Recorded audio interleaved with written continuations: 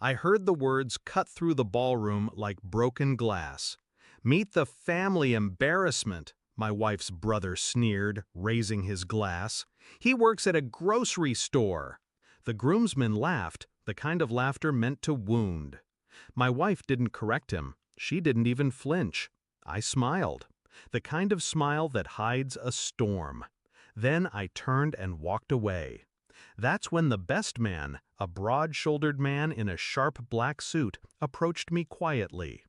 "Mr. Anderson," he said, lowering his voice, "I'm your head of security. Shall we leave?" The room went silent around me.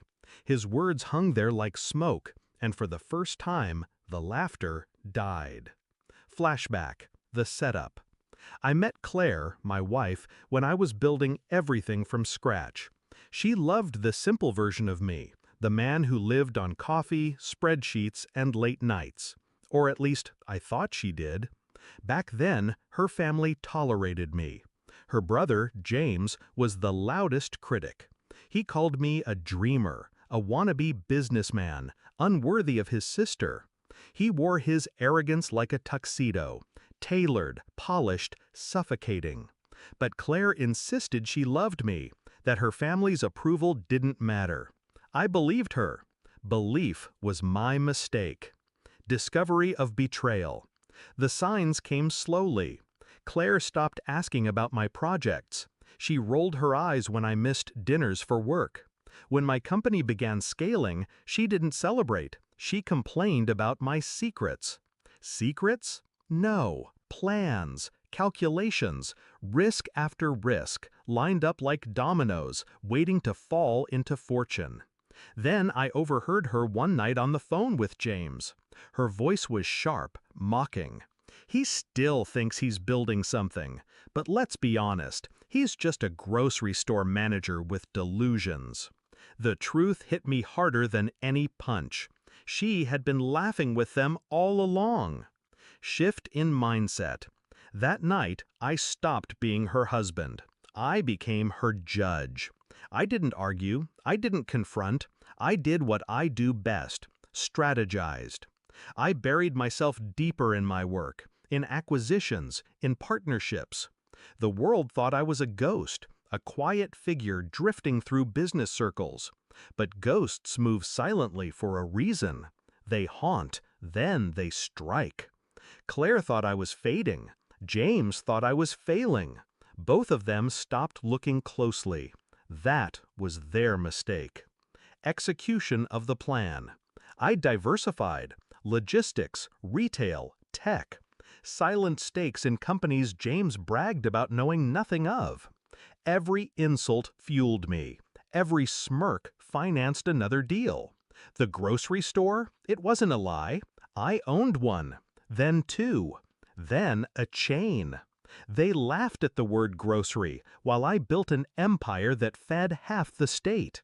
I kept my name out of headlines, my holdings quiet. A shadow billionaire. Silent wealth is the sharpest weapon. It cuts when no one expects it. The wedding invitation arrived like a challenge, a chance to step into their spotlight, wearing the mask they gave me. A mask I would shatter. Climax, the wedding.